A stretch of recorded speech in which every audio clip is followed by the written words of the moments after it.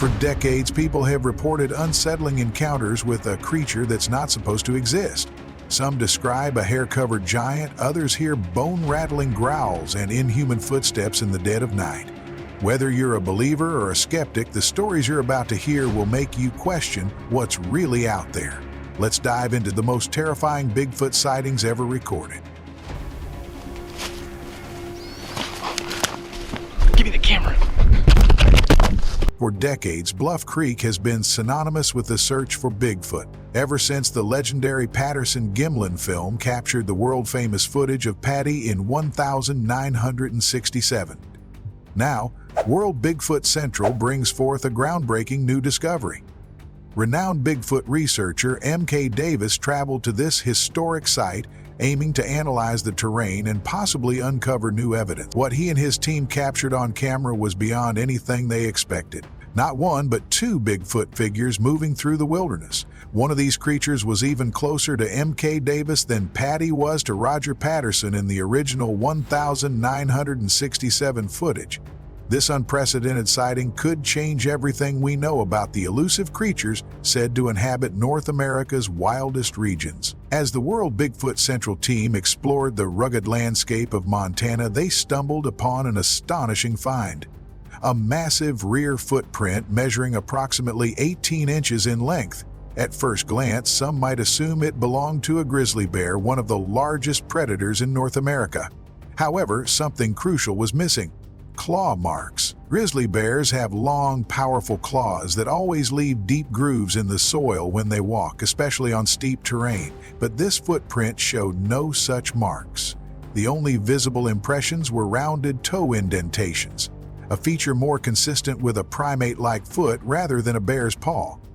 This discovery raised serious questions. If this wasn't a bear, what left the print? Footprint maxes out at about 18 inches. So you're saying this is the largest grizzly in North America that's somehow living here in Montana. And not only that, but that grizzly doesn't have any claws, because it was quite evident from looking where its toes dug in to get purchase to push it up that hill. There were no claw marks there. It would have been impossible to not leave claw marks. Exactly. With Because grizzlies, they've got like sabers on the end of their feet. They haven't got those little stubby claws like a black bear does. The environment surrounding Bluff Creek is anything but forgiving. Towering trees loom overhead, their leaves just beginning to change color as the season transitions. The landscape is rugged, with steep hillsides and dense foliage providing ample cover for any creature wishing to remain hidden.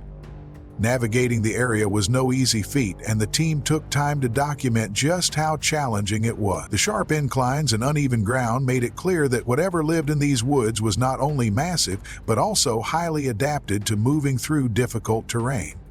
As they explored further, they came across an area at the base of the creek where they had previously attempted to climb. It was here that they had found additional clues, further supporting the idea that something significant was moving through the wilderness.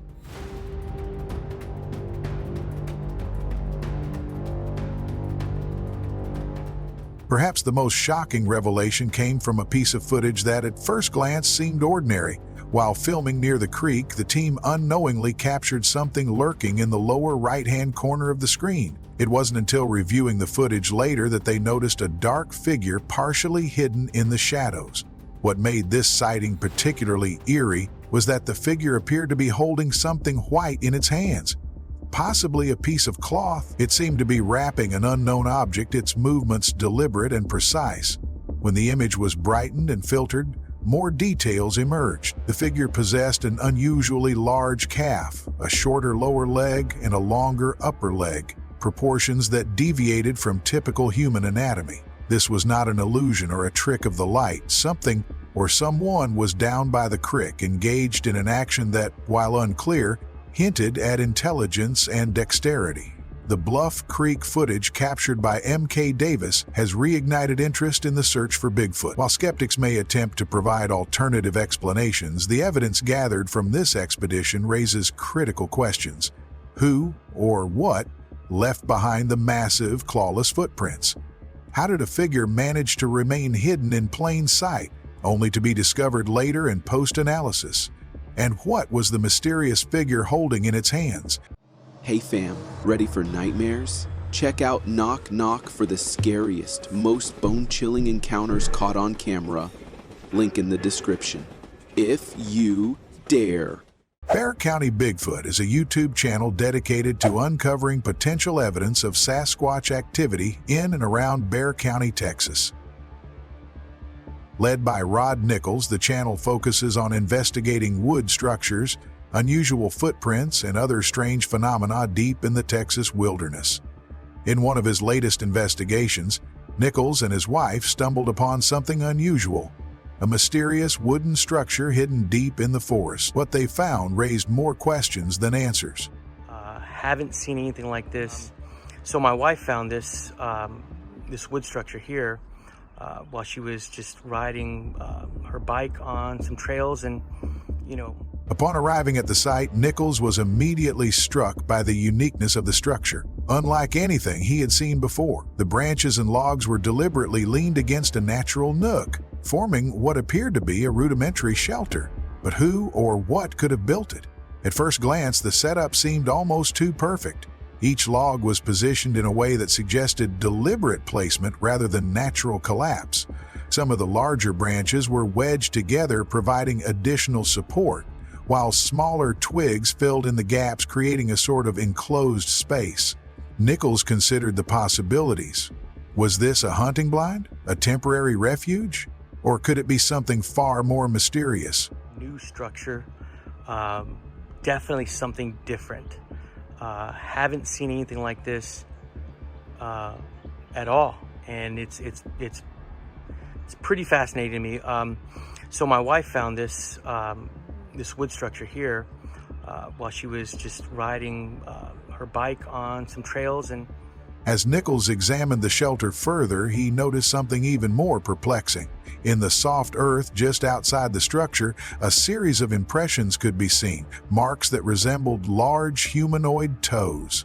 Though partially obscured by time and the elements, their shape was distinct enough to raise questions. Nichols hesitated. He had encountered strange prints before, but these were different. Could these be actual Sasquatch tracks? The spacing, the depth, the width, each factor contributed to the growing possibility that whatever had built this shelter might still be in the area. Bending down, he traced the outline of one of the impressions. The more he observed, the clearer it became. This was no ordinary footprint. The toes appeared broad and rounded, unlike those of a bear or any known animal in the region. The thought sent a chill up his spine.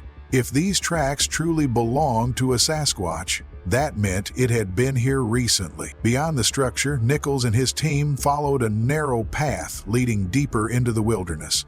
The thick vegetation eventually opened up to reveal a secluded creek, an ideal location for an elusive creature to remain undetected.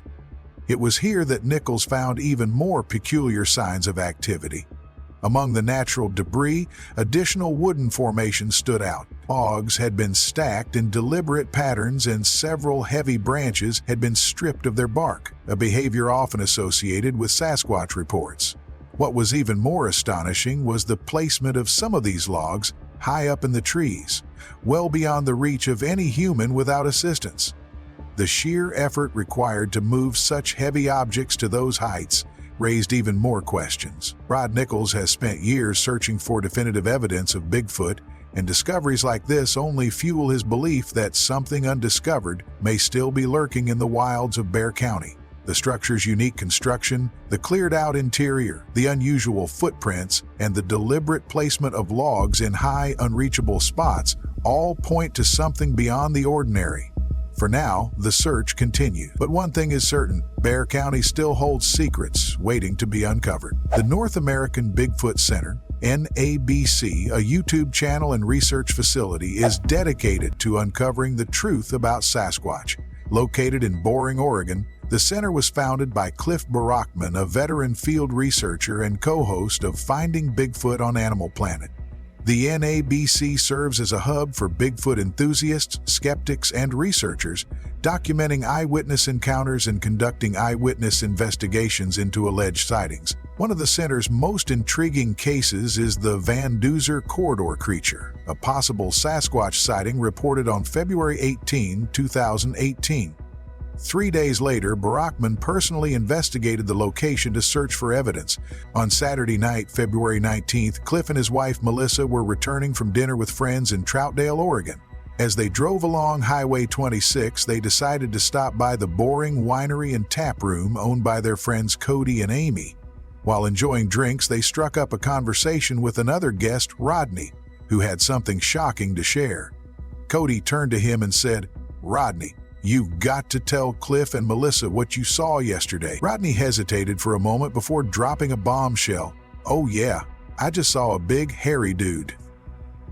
The casual yet startling statement immediately captured Cliff's attention. Wasting no time, Cliff headed to Van Duzer Corridor on Monday, February 21st to investigate. However, Oregon's unpredictable weather had already taken its toll.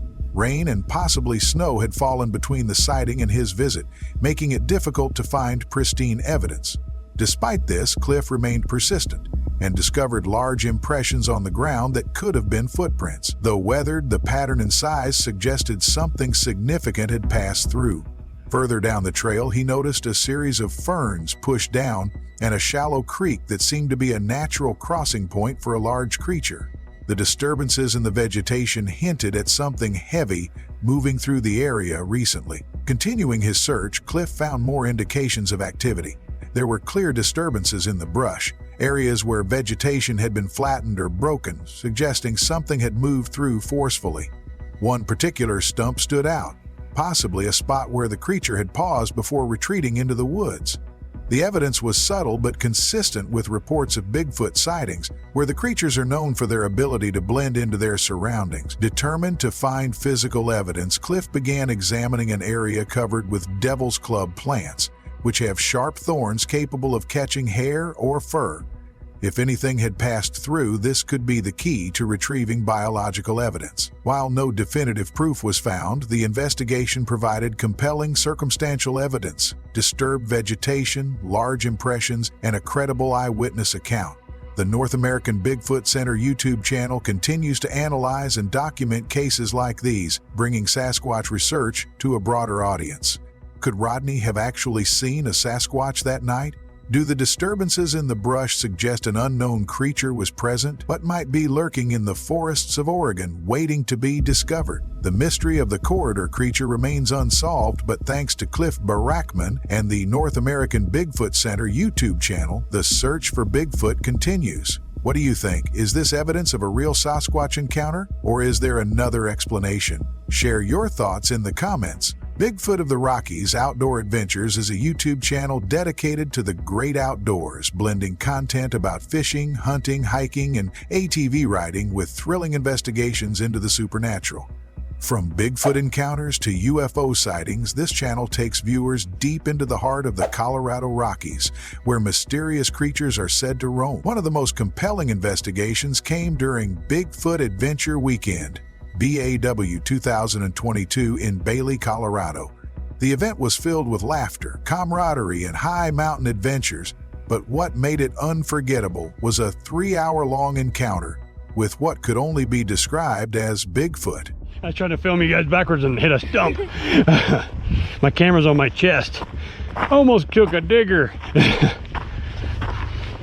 As night fell, the team retired to their tents after a long day of exploring. Around midnight, one of the team members had a recorder running, capturing sounds of the forest as the group settled in. An hour to an hour and a half later, something violent happened. A sudden, forceful shake rattled the tent. It wasn't just a small disturbance, it was as if something deliberately grabbed hold and shook it with intention. Initially, the team member dismissed it as an animal, perhaps a deer that had accidentally tripped on one of the guy wires securing the rainfly. The wire, however, was tied to a tree 14 inches off the ground, making it unlikely that a passing animal had merely brushed against it. Was it a Bigfoot? If so, what had caused the tent shake? Had they just experienced direct interaction with one of the elusive creatures? Nice. Just figured give you guys a little bit of breather here, and then we'll keep going on. We'll kind of get over there where the canyon narrows a little bit. Instead of attempting to sneak up on the creatures, the lead investigator instructed the team to laugh and speak loudly, a technique based on years of experience. Whispering and trying to deceive Bigfoot, he found, was often counterproductive. These creatures were intelligent and cautious, and any attempt to be stealthy could be perceived as threatening. By acting naturally and keeping their presence obvious, the team aimed to encourage curiosity rather than fear, hoping that Bigfoot might approach them on its own terms. Yeah, we got to get closer to where that water, she can hear it flow. There you go. Oh my God. Me up. Oh, James. It's just like you left your faucet on. As the team continued their search, they came across a mysterious presence in the woods. The moment was intense. Was it a Bigfoot, or just an illusion created by the dense forest? One team member attempted to adjust the camera's settings, struggling with the autofocus and zoom functions in the darkness. The infrared IR settings on the device fluctuated, distorting the image and adding an eerie glow to the screen. The tension grew as the team tried to capture clear footage of whatever was lurking beyond the trees. With cameras rolling, the team directed their attention toward the mysterious figure they had detected. It was barely visible, blending seamlessly into the landscape. Holding up the camera, one investigator tried to stabilize the view, while another attempted communication. There's a couple flashes. There we go. There we go. I'm saying this is I don't think it's moved. How big were they or what? "Can you hear us?" one of them asked, holding the camera steady. As they focused their attention on the dark figure, they made a bold request. "If you can understand us, raise your left hand." The atmosphere grew tense. The anticipation was palpable. Would the entity respond? But instead of an answer, the silence deepened. Whatever they were watching, it was watching them too. Gonna do another female whoop in 5, 4, 5, roger. 3, 2, 1, go.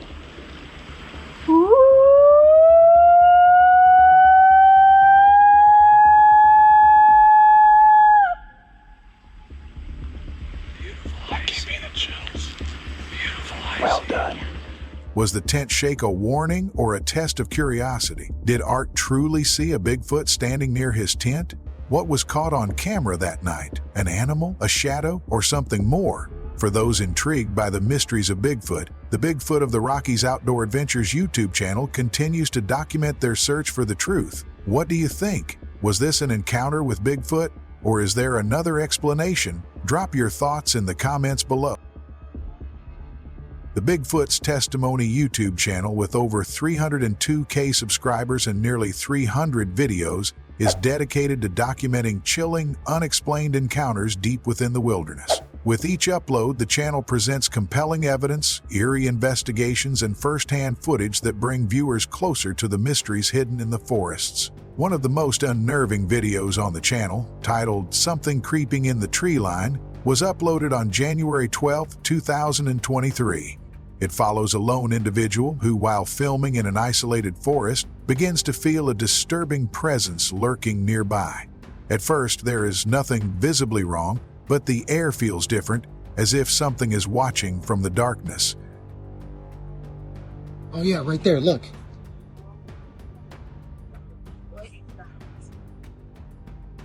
Where'd it go? Where'd it go? Where'd it go?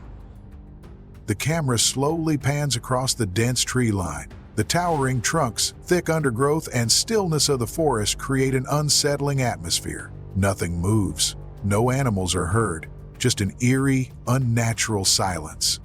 Then there's a shift. Something stirs, just out of sight. The camera moves back and forth, scanning the tree line. A feeling of unease grips the man behind the camera. It's the kind of instinctual fear that creeps up your spine when you know you're not alone. The viewer can sense it too. Something is there, but whatever it is, it refuses to reveal itself, lurking just beyond visibility, hidden in the shadows. Suddenly, the man makes a bold decision. Instead of retreating, he moves closer.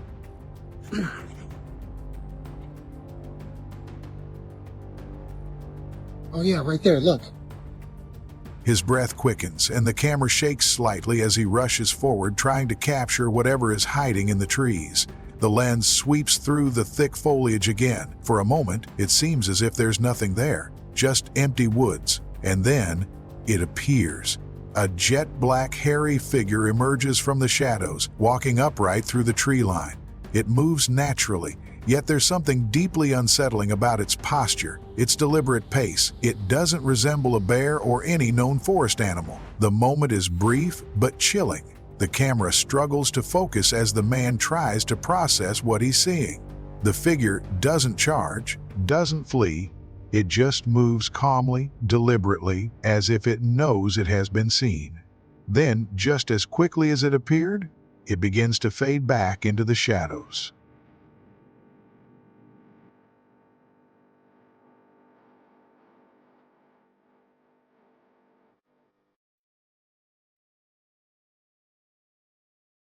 Shaking, the man zooms in, trying to get a better look at the creature. This is no illusion. With the zoomed-in frame, its features become clearer. Thick black hair covers its entire body. Its arms swing with a natural rhythm, and its stride is unmistakably human-like. Its upper body is massive, built with a broad muscular structure that suggests tremendous strength. For a few tense seconds, the camera captures it with undeniable clarity. This is not a misidentification. This is something real, and then it vanishes. The forest returns to its unsettling stillness. Whatever was there is gone. But the man and the viewers are left with one question. What did he just witness? Was this proof of Bigfoot? Did the creature know it was being watched, or was this just an accidental glimpse into something unknown? And most importantly, if it was real, where did it go? The footage remains one of the most compelling encounters uploaded to Bigfoot's Testimony, a video that brings its audience face to face with the unknown and challenges them to believe or doubt what they just saw. What do you think? Did this video capture actual evidence of Bigfoot, or is there another explanation? Let us know in the comments. The Rocky Mountain Sasquatch Organization has documented a chilling encounter involving a group of bow hunters deep in the wilderness of the Bloody Bucket region. According to the eyewitness, he was hunting when he spotted several large, upright figures moving along the edge of a beaver pond. The hunter estimated he was about 75 to 100 yards away when he noticed the figures walking through scrub aspen before disappearing into a north-facing timbered slope. At first, he struggled to comprehend what he was seeing, but as they moved, their sheer size became evident. The tallest Bigfoot, barely obscured by the scrub aspen, was enormous, standing well above the hunter's 6-foot frame. A sense of unease crept in. Realizing the magnitude of what he had just witnessed, he considered checking for tracks in the mud near the pond. However, the more he thought about how tall and massive these creatures were, the more his instincts urged him to retreat. Overwhelmed with a feeling of vulnerability, he ultimately chose to move in the opposite direction and leave the area. Welcome to the Bloody Bucket. We're gonna walk around the Bloody Bucket and take a look for any signs of Bigfoot or Bigfoot evidence. Investigators later interviewed the hunter and found him to be a credible witness, a seasoned outdoorsman who was deeply familiar with the region. He had hunted in the Bloody Bucket area for years and had continued to do so even after the sighting. However, despite returning to locations near the beaver pond, he never felt comfortable stepping back into the exact spot where he had seen the figures. Eventually, he moved to another state and never returned to the area. I was about 75 to 100 yards away from them. They walked around the edge of the beaver pond, through some scrub, aspen, and into the timber on the north-facing slope. One of the most perplexing details of his account is that he never saw the creature's facial features. They appeared hairless, yet they never turned to acknowledge his presence. It was as if they didn't see him at all. They were already moving away when he spotted them, vanishing into the dense cover beyond the pond. Another intriguing detail was the sound of their movement. Despite their massive size, the Bigfoots were making more noise walking than he was. The largest of the group took the lead, moving through the forest with deliberate but heavy steps. I have interviewed the witness and found him to be believable, an experienced outdoorsman and hunter and familiar with the area. He had been hunting there many times before and many times after. The Rocky Mountain Sasquatch Organization has spent considerable time exploring this mysterious region, hoping to uncover more evidence of Sasquatch activity. While camping in the Whiskey Flat area, researchers reported an unusual and unexplained phenomenon. Although he found himself hunting within several hundred yards of a beaver pond on different occasions after the sighting, he never felt comfortable returning to the exact location. Early one morning, just as the sun was rising, they were startled by a series of loud rock clacks, a possible form of Sasquatch communication. What made this even more eerie was that the clacking seemed to be a response to a distant coyote howl. The sound continued for a full 30 minutes, echoing through the valley. He now lives in a different state. The witness never got a good description of their faces, other than they were hairless, and he felt like the group didn't see him. Curious to investigate, one of the researchers unzipped the tent, but the moment the zipper sound broke the silence, the rock clacking stopped abruptly. Sensing something unusual, he climbed a small hill behind their camp to get a better view, but whatever was responsible for the clacking had vanished. Because of the long history of Bigfoot sighting reports coming out of the Bloody Bucket area, and with witnesses seeing what appears to be. Later that night, the team found themselves alone in the Bloody Bucket wilderness. With no other campers or hunters in sight, an eerie realization set in. They may have just heard Bigfoot vocalizations. The thought of an active Sasquatch presence had them prepared for an eventful night, but strangely, the rest of the night remained silent. Family unit, we at RMSO spend a lot of time in the area hiking and camping. One time, camping back on Whiskey Flat. The vocalizations never returned, leaving them with only speculation and unanswered questions. The Bloody Bucket region continues to be a hotspot for Bigfoot activity, with hunters, hikers, and researchers reporting similar encounters over the years. Could this area be home to an undiscovered population of Sasquatch, or is there another explanation? What do you think? Did these bow hunters stumble upon a family of Bigfoots, or is there a more logical explanation? Let us know in the comments. All the way up past the Bloody Bucket and not finding another soul, it started to sink in that we may have heard some Bigfoot vocalizations. The Western Bigfoot Exploration YouTube channel, run by Jonathan, takes viewers deep into the most isolated and mysterious locations in the western United States, places where few have dared to venture. Jonathan's mission is clear: to investigate Bigfoot hotspots, uncover the history of these regions, and gather potential evidence of the creature's existence. In his latest documentary, New Sasquatch Evidence in Bluff Creek, Jonathan joins a team of experienced researchers in Humboldt County, California. That's going cool. Pretty sweet. So we set this disco light out there, and we're gonna drive way up the road. An area with a long history of Bigfoot sightings and strange occurrences. Their goal? To find hard evidence that something unknown is roaming the American wilderness. The team moves cautiously along a remote trail, their flashlights piercing the thick darkness. The night sky is pitch black, no stars visible. That's like got toes and everything. The middle, yeah. Some of the... They are split into two groups, each taking separate routes before eventually meeting up at a designated checkpoint. As they scan the ground for any unusual markings, something catches their attention. A series of tracks imprinted in the dirt. You can see toes in there. Yeah. But is it small, big, Is it a big small, one or a small, small big? one? Yeah. At first glance, they appear to be animal tracks, but a closer inspection raises more questions than answers. Jonathan kneels down, running his fingers along the impressions. The tracks are not uniform in size. Big, Is it a big small, one or a small, small big? one? Yeah. They look all the same size. And then this one. I mean, and look right here. See this one right here? Some are small, almost delicate, while others are significantly larger. There's something odd about the shape. Clear toe impressions, a wide foot structure, and a deep press into the soil. These don't look like bear tracks, one of the researchers mutters, and they're too big for a mountain lion. You can see toes in there. Yeah. But is it small, big? Is it a big small, one or a small, small big? one? Yeah. Could these prints be the footprints of a Sasquatch? The team documents their findings before pressing on, but the night has more mysteries in store. Come here. Check this out. It looks like a little path, doesn't it? Further into the expedition, Jonathan's group stumbles upon a tree that appears to have been tampered with. The bark is peeled back, clawed at, and even chewed on. At first, they assume it might be the work of a bear searching for larvae or sap. You can see these bark's been bitten or chewed on. But even getting all the way up here, you can see where something's been chewing on these trees. But then something else catches their attention. A strand of hair. Delicate but distinct, the hair is caught in the rough bark, illuminated by their flashlights. Yeah. Stringy. It's long. It is not fur.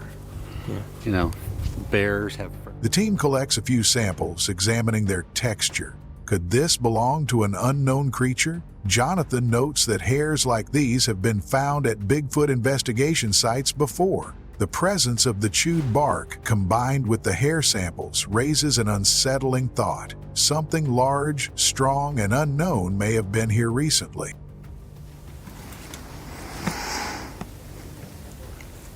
See that hair wrapped around? That's some hair right here. Back at the camp, the team takes a closer look at the collected hair under better lighting. Jonathan acknowledges that he's not a hair expert, but he has learned how to distinguish common animal fur from something unusual. Bear and deer hair have distinct characteristics. Deer hair is hollow. Bear hair is coarse. The strand they found, however, deer is really easy because it has this broad vesiculated, these little or vaculated, it's like honeycomb medulla that almost fills the whole shaft. Doesn't quite match either. This doesn't look coarse enough for a bear, Jonathan observes, but it's also different from the fur of any known woodland animal. The team discusses possible explanations. Was this from an unknown species, or was there another logical explanation?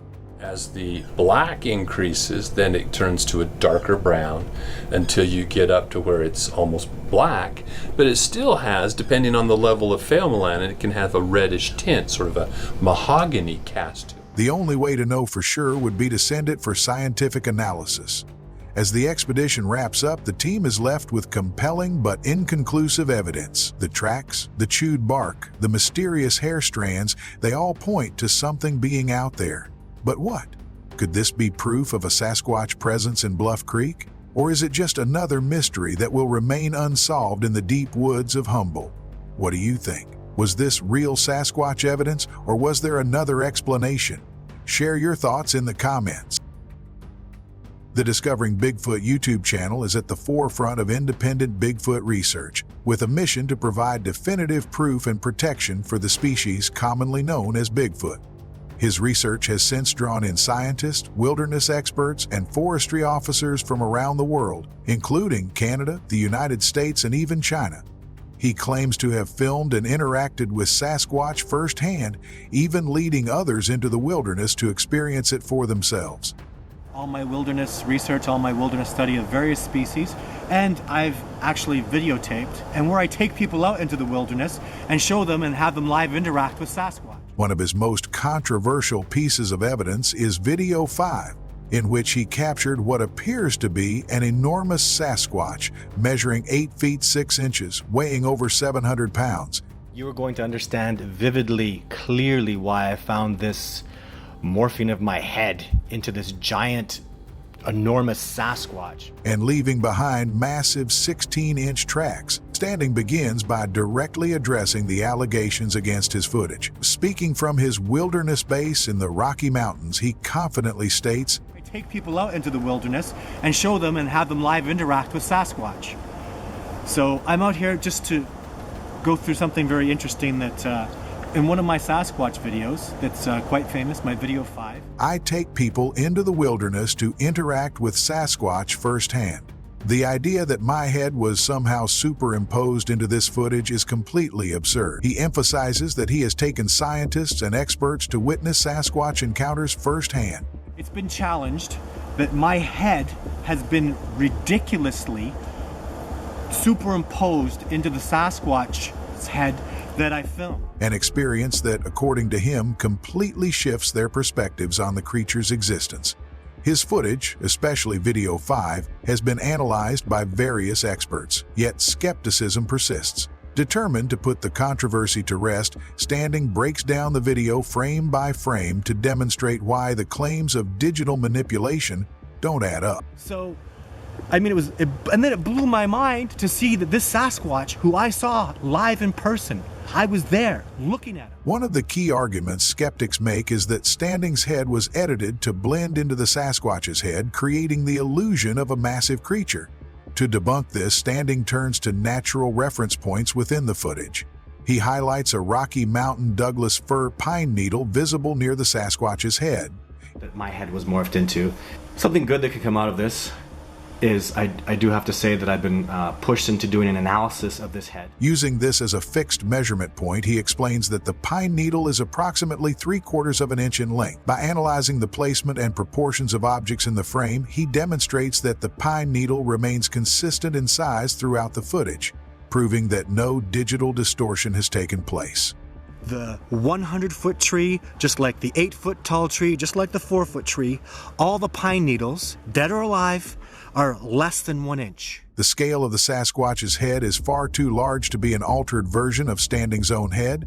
The facial structure and contours of the Sasquatch differ significantly from human features, making the claim of morphing implausible. Standing asserts that those making accusations of digital manipulation are ignoring the physical details of the footage. Here we are at the diagram of the morphing head that my head was morphed into.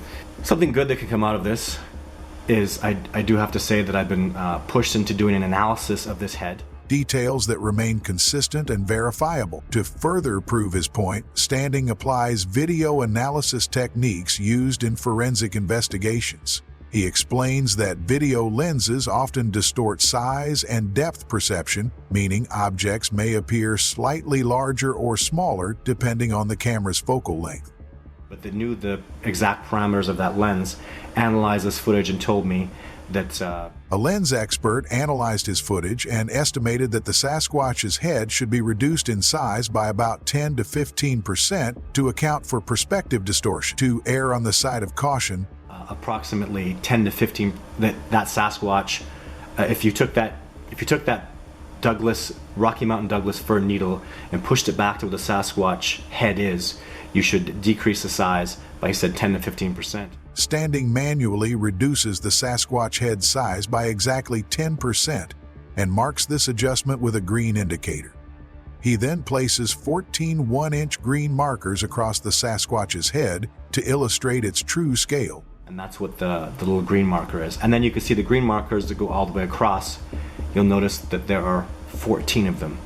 14 1-inch green markers. Even with this most conservative estimation, the creature remains exceptionally large, far beyond human proportions. Standing confidently states, even after adjusting for every possible variable, the Sasquatch's size is undeniable. It is simply too massive to be a misidentification or a hoax. When I looked at this footage and made me laugh was, this shot is obviously handheld. It's clearly not on a tripod. If I wasn't filming, who was? His long-term goal is to provide indisputable proof of the species' existence, hoping that scientific institutions will eventually take the research more seriously. While skeptics continue to question his findings, the sheer size, proportions, and physical details of the Sasquatch in his footage remain difficult to dismiss outright. Could this be a turning point in the search for definitive proof of Sasquatch? What do you think? Do you believe Standing's footage is real, or do you think there's another explanation? Let us know your thoughts in the comments below.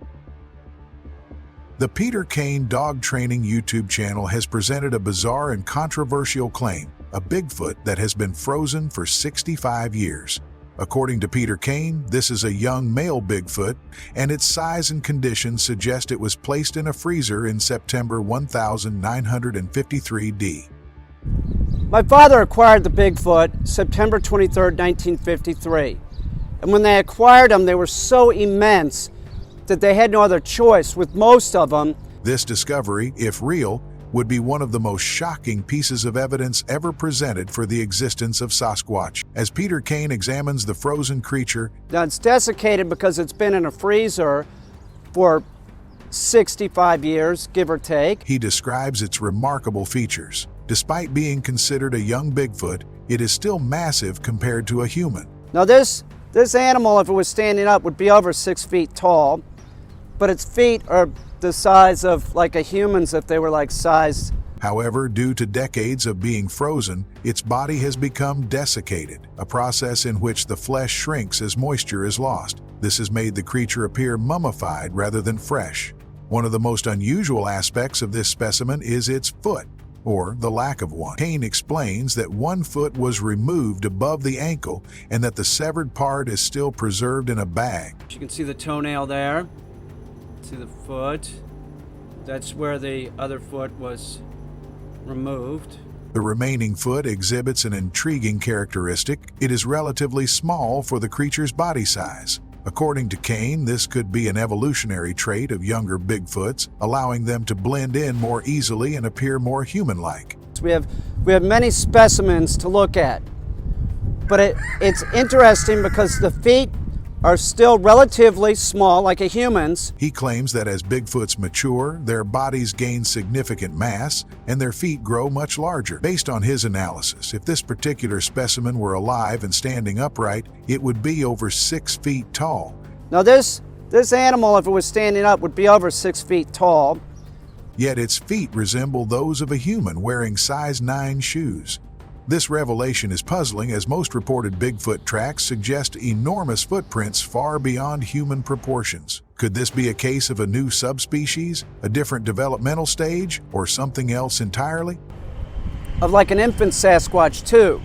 It's sort of like a normal looking foot, but it's still a very large creature. Kane then moves to the back side of the creature, where he examines the severed foot. After placing it near the stump of the missing limb, he notes that it fits perfectly, leaving no doubt that it originally belonged to this specimen.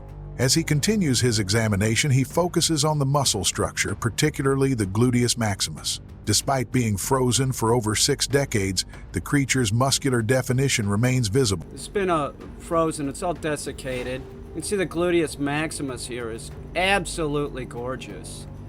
Kane expresses amazement at how well preserved it is, calling it absolutely gorgeous. Moving to the face of the creature, one of the most unsettling features is its expression. Despite being frozen for decades, the Bigfoot appears to be grinning. Kane recalls a story from his father, who allegedly had direct involvement in the preservation of this Bigfoot. According to him, these creatures were terrified when they were captured, suggesting a possible struggle or defensive reaction. My father acquired the Bigfoot September 23rd, 1953.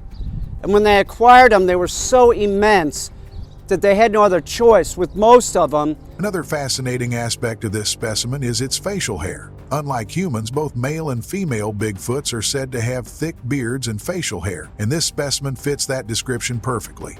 The hair's density and texture further support Kane's claim that this is a unique species, distinct from humans and known primates. The males and females both have facial hair like this. I can't say enough about this creature. They're so interesting. Looking at the entire body, Kane concludes that this is not a human, not a hoax, but a real non-human species. He calls it a beautiful creature, reinforcing his belief that Bigfoot is not a myth, but a living, breathing entity that has remained hidden from mainstream science. It's a beautiful creature, but it is non-human. These are non-human creatures. But with such a bold and shocking claim, there are still more questions than answers.